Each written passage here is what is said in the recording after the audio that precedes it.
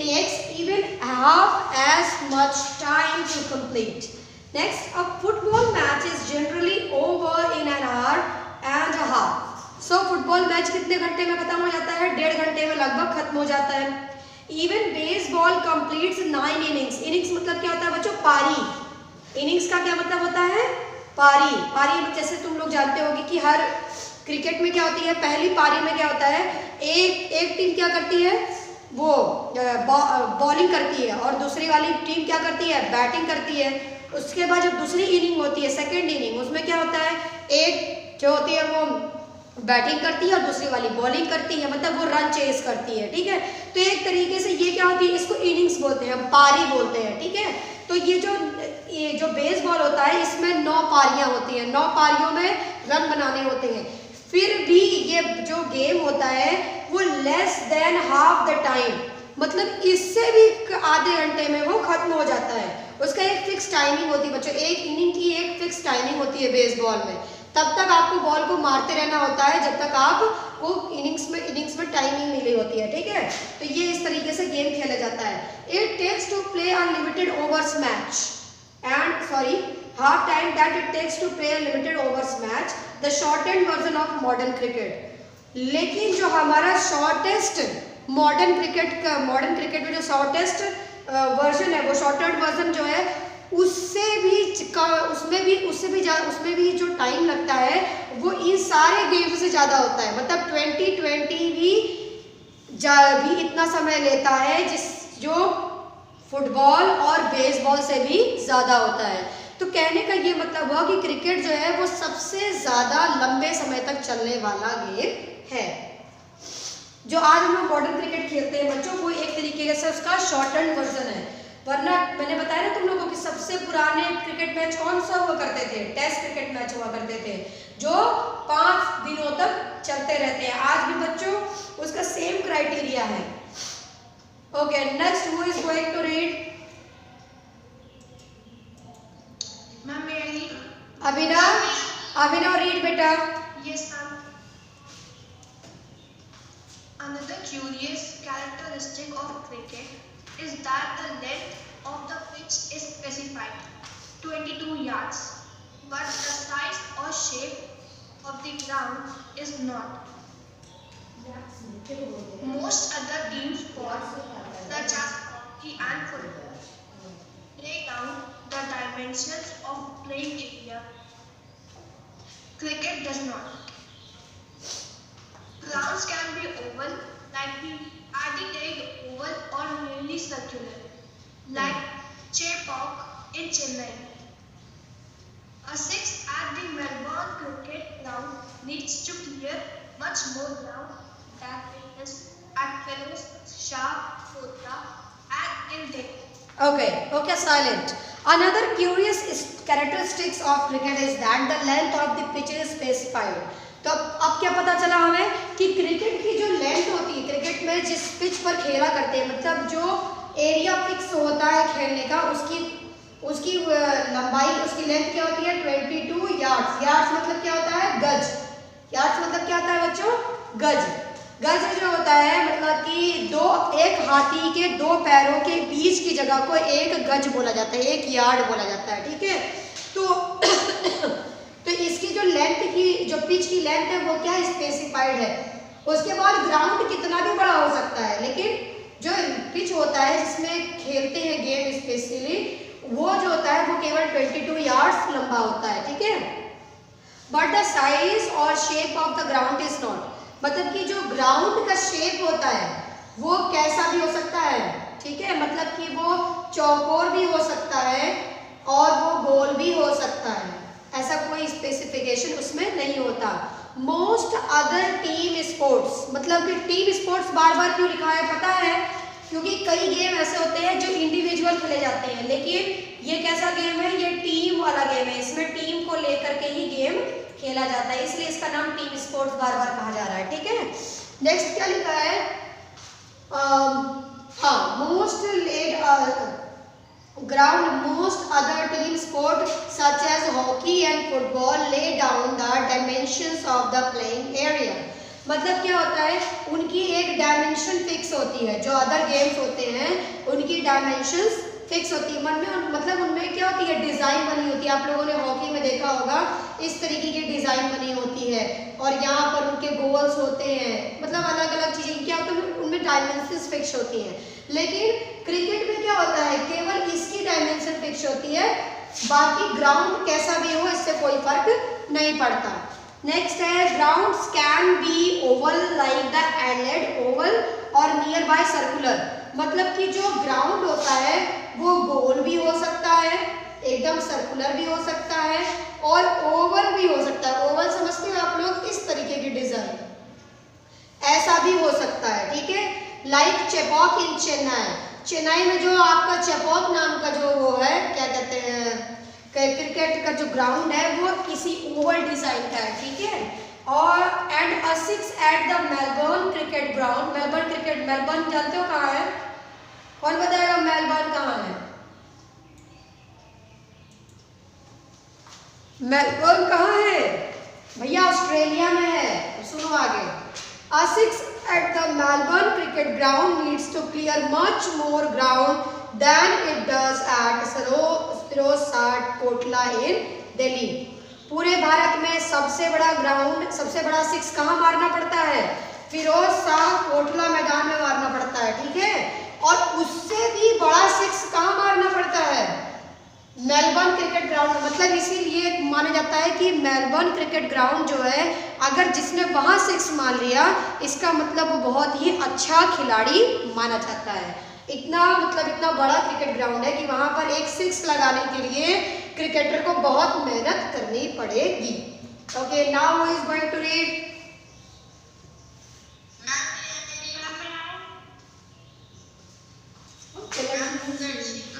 शिखा, Shikha read बेटा। Okay, ma'am. There is a historical reason behind both of these oddities. Cricket was the earliest modern team sport to be codified. The first written law of the cricket were drawn up in 1744. They stated the principles from amongst the gentlemen present unfair to shall absolutely decide all these duties. The stumps, Move your cursor. the stumps must be, The stumps must be 22 inches high and be built across them 6 inches. The hole must be between 5 and 2 sets of stumps 22 yards.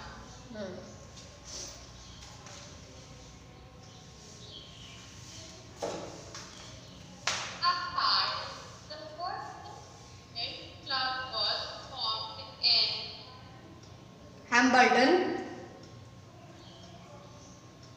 Hambledon in the 1760s. The first cricket club was founded in 1780. During the 1760s and 1770s, it became common to fix the ball through the area rather than throw it along the ground. okay. This change Okay, stop Shikha, stop Shikha. There is a historical reason behind both these oddities। मतलब ये जो दो अजीब चीजें हैं, मतलब क्या अजीब चीजें हमें पहले पता चली। पहली चीज तो ये कि pitch that is fix, number 2 that ground can be of different shape, it can be oval, it can be circular. तो ये दो ऑडिटीज के पीछे एक बहुत बड़ा ऐतिहासिक रीजन है। Let's see what are the main reasons. Cricket was the earliest modern team sport to be codified. The first written laws of cricket were drawn up in 1744। तो सबसे पहले जो लॉज ऑफ क्रिकेट नाम की एक book लिखी गई थी, उसमें सबसे पहले क्रिकेट के लॉज के बारे में बताया गया था। अभी तो मैंने आप लोगों को बताया कि ये गेम कितने साल पुराना है, 500 साल पुराना है, ठीक है। तो इसका मतलब ये 1200 या 1400 में चालू हुआ होगा, ठीक है। मतलब शुरुआती दौर में वो अपने रहा होगा, और फिर इसको 15 या 1600 में एक्सेप्ट किया होगा एज अ स्पोर्ट। फिर इसके बारे में लोगों ने लॉज बनाए, इसमें ऐसा होना चाहिए, क्रिकेट ऐसा होना चाहिए, इस तरीके से आउट होगा, इतना रन बनेगा, इतने अंपायर्स होंगे, इतने लोगों की टीम होगी, एवरीथिंग टॉप टू बॉटम जो भी इसमें लॉज डिग्निफाइड किए गए होंगे या डिफाइन किए गए होंगे, वो जो फर्स्ट बुक थी उसका जो पहला कॉन्स्टिट्यूशन बना उसका नाम था लॉज ऑफ क्रिकेट। एक बुक लिखी गई जिसमें ये सारी चीजें राइट डाउन करी गई। तो पहली बार first time it was stated all the laws of cricket in 1744 with in a book that name was laws of cricket. They stated the principles। अब देखो यहाँ पे ध्यान से देखो, यहाँ पे प्रिंसिपल की स्पेलिंग देख लो आप लोग। यहाँ प्रिंसिपल जो है वो प्रधान, प्रिंसिपल का मतलब यहाँ पर क्या है, प्रधान से है। प्रिंसिपल्स मतलब सिद्धांत से नहीं है, यहाँ पर प्रिंसिपल्स मतलब प्रधान से है। मतलब जो चीफ होंगे गेम के जो टीम के चीफ होंगे, shall choose from amongst the gentlemen present to empire who shall absolutely decide all disputes। क्या करेंगे, वो जो गेम्स के जो चीफ होंगे वही लोग अंपायर्स डिसाइड करेंगे। अंपायर्स मतलब जानते हैं तुम लोग अंपायर में कौन होता है, जो रेफरी होता है। जैसे अदर गेम्स में रेफरी होता है ना, क्रिकेट में क्या होता है, वही अंपायर होता है। दूसरे गेम्स में वो रेफरी होता है, लेकिन हमारे क्रिकेट में वो क्या होता है, अंपायर होता है। तो वो 2 अंपायर चूज करेगा, जो दोनों अंपायर्स मिलकर गेम्स में होने वाली छोटे मोटे झगड़े की सुलह कराएंगे। क्या कराएंगे, छोटे मोटे झगड़ों की सुलह कराएंगे। जैसे नहीं होता है कि गली में जब क्रिकेट होता है तो बच्चों में लड़ाई हो जाती है, अरे तू आउट हो गया, वो कहता है मैं नहीं आउट हुआ हूँ, कहता है नहीं तू आउट हो गया है। तो ऐसी बातें जो इस तरीके की बहस होती है, इसको करने के लिए, उसका डिसीजन लेने के लिए 2 अंपायर्स को क्या किया जाता था, चुना जाता था। The stumps must be 22 inches. Stump कितना लंबा चुना गया था, 22 इंच का लंबा चुना गया था। थोड़ा मैंने गंदा सा बना दिया है। And 22 inches high and the bail across them 6 inches. तो इसके ऊपर जो एक छोटी सी गिल्ली लगी होती है उसको बेल बोलते हैं। तो ये बाल कितने की होती है, ये 6 इंचेस की होती है। और जो आपकी ये जो इसकी लेंथ होती है वो क्या होती है, 22 इंचेस होती है। ठीक है। And the ball must be between 5 and 6 ounces। अब ये आउंस क्या होता है ये भी मैं तुम्हें बता दूं। आउंस एक तरीके की नापने की इकाई होती है। ठीक है। तो ये जो बॉल होती है ना, जो क्रिकेट में जो बॉल यूज करी जाती है उसका भी एक फिक्स पैमाना होता है। कोई बहुत बड़ी बॉल ले आया, कोई बहुत ही छोटी बॉल ले आया, ऐसा नहीं होता है। उसका भी एक पैमाना फिक्स कर दिया, उसका एक वॉल्यूम फिक्स कर दिया गया है कि गेंद इतनी ही भारी होनी चाहिए, इतना उसका डायामीटर होना चाहिए, इतनी स्फेरिकल शेप में होनी चाहिए। ये सारी चीजें क्या कर दी गई हैं, ऑलरेडी डिसाइड की गई है। And the 2 sets off stump 22 yards। तो क्या होता है, एक स्टंप यहाँ यूज किया जाता है और एक स्टंप यहाँ लगाया जाता है। तो दोनों के बीच में कितने की दूरी होती है, 22 yards की दूरी होती है। अपार्ट इसे लिखा हुआ है कि दोनों के बीच में 22 yards की दूरी होती है। The world's first cricket club was formed in Hambledon। पूरी दुनिया का सबसे पहला क्रिकेट क्लब कब चालू हुआ था, 1760s में, जो कहाँ चालू हुआ था, हैम्बल्डन में। And the Marylebone Cricket Club (MCC) was found in 1787। During the 1760s and 1770s, it became a common to pitch the ball through the air rather than roll it along the ground। फिर धीमे धीमे क्या होगा, पहले तो जो ball होती थी उसे क्या करते थे, जमीन में घिसरा कर फेंका करते थे और वहां से वो व्यक्ति उसे क्या करता था, अपने स्टिक से डैश करता था, मतलब हटाता था। ठीक है। लेकिन फिर धीमे धीमे क्या हो गया, 1760s और 1770s के बीच जो बॉलर था वो बॉल को क्या करता था, थ्रो करता था। क्या करता था, थ्रो करता था। पहले क्या होता था, वो केवल उसे फेंकता था, वो जमीन में घिसटते हुए पहुंचा करती थी। फिर वो धीमे धीमे क्या होने लगा, उसे फेंका जाने लग गया। Then this change gives bowler two option of length deception through the air. उसके बाद बॉलर्स को क्या मिलने लग गया, डिसेप्शन मिलने लग गया। क्या डिसेप्शन मतलब उनको एक अपॉर्चुनिटी मिल गई कि वो किस लेंथ तक उसे फेंकें। देखो यहाँ पर लिखा है deception through the air. Deception मतलब होता है एक गोला मारकर तब फेंकना। तुम लोगों ने देखा होगा जब भी क्रिकेट में कोई गेंद जाती है तो वो पहले ऐसे जाती है, फिर क्रिकेट वाले उसके पास जाती है, ठीक है। So the ball is no longer rolled along the ground but sent through the air. पहले उसे जमीन में ग्राउंड के थ्रू भेजा जाता था, मतलब वो ग्राउंड के कांटेक्ट में रहती थी। फिर उसे क्या किया गया, थ्रो किया गया एयर में। And hence the possible variety और डिसेप्शन इन बॉलिंग, जिससे क्या हो सका, बॉलिंग में अलग अलग तरीके के परिवर्तन लाए जा सके और जिससे गेम और भी क्या ज़्यादा क्या हो गया, it got more and more interesting now. Then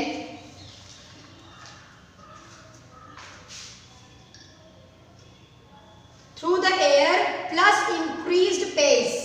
फिर क्या हो गया, जो बॉलर की जो फेंकने की स्पीड थी वो भी क्या होती गई, चेंज होती गई। क्योंकि आप बॉल आप जितनी ज़्यादा स्पीड से फेंकोगे वो उतनी ही ज़्यादा अच्छा क्या करेगी, अपना परफॉर्म करेगी, है ना, क्योंकि उसमें उतनी ज़्यादा एनर्जी होगी, वो उतने ज़्यादा अच्छा परफॉर्म करेगी। तो इसीलिए इस तरीके से गेम्स में नए नए क्या आते गए, चेंजेस आते गए और उन चेंजेस का इम्प्लीमेंटेशन हुआ जिससे गेम में एक नयापन आने लग गया। Okay, now who is going to read? Utkarshi, kindly read here.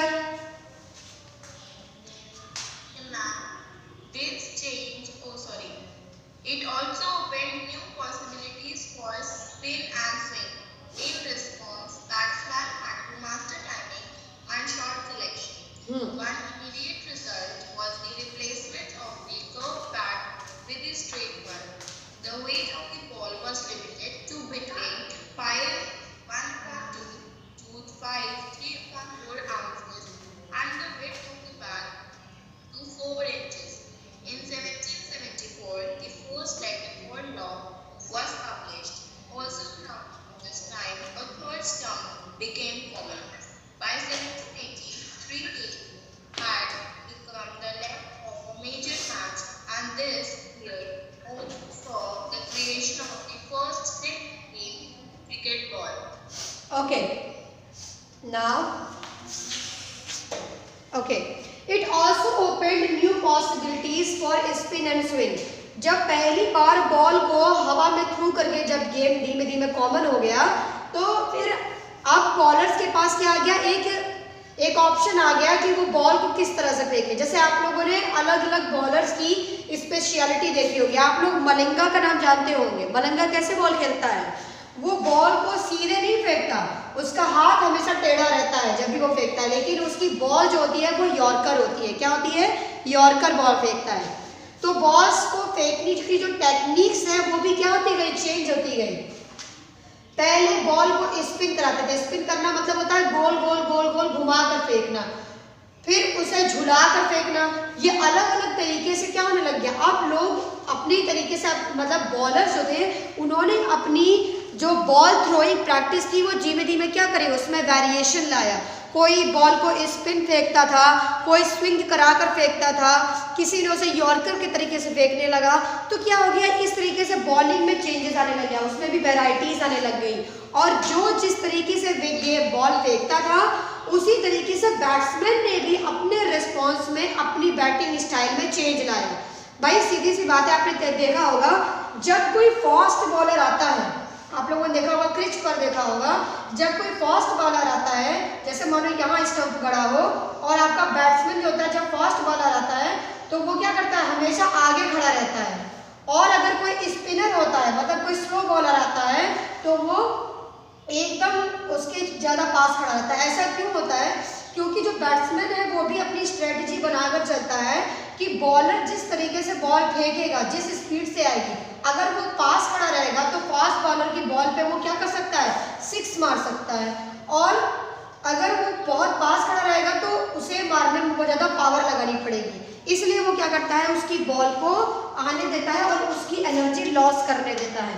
इस तरीके से क्या की जाती है, क्रिकेट की स्ट्रैटेजी बनाई जाती है, खेलने की अलग अलग स्ट्रैटेजीज बनाई जाती है। ठीक है, so now one in response batsman had to master timing. उसके बाद उन्होंने क्या की, बैट्समैन ने भी अपनी टाइमिंग चेंज करी कि वो कब शॉट मारेंगे और किस तरीके से शॉट मारेंगे। जैसे आप लोगों को पता होगा हमारे MS धोनी कौन सा शॉट मारते हैं, बताओ। अब मैं देखती हूँ तुम लोगों को कितना पता है।